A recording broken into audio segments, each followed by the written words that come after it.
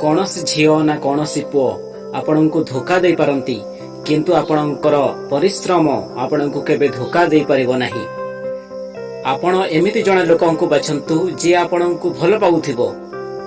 एमिति लोक बाछंतु नाही जाहाकु कि आपण भल पाउथिबे। अन्य लोकंकु केबे भरोसा करो नाही, कारण बिच्छुकु जेते भी आमे पाखरे रखिबा, जेते भी आमे भल पाइबा, से दिने न दिने आमको कामुड़िबो। दुनिया रे कहा पाई भी अवेलेबल रहंतु नाही, नहेले आपणको समस्ते फालतू भाइबे।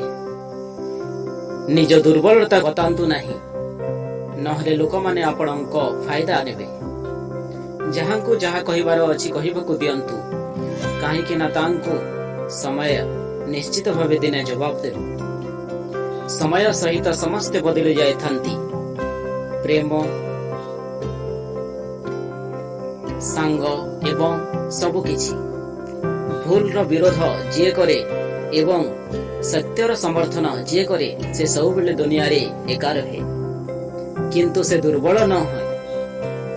खाली जे अति जरूरी समय रे जे काम रे आसे से ही निजर, नहेले रक्त संपर्कीय लोक भी निजर नुहे।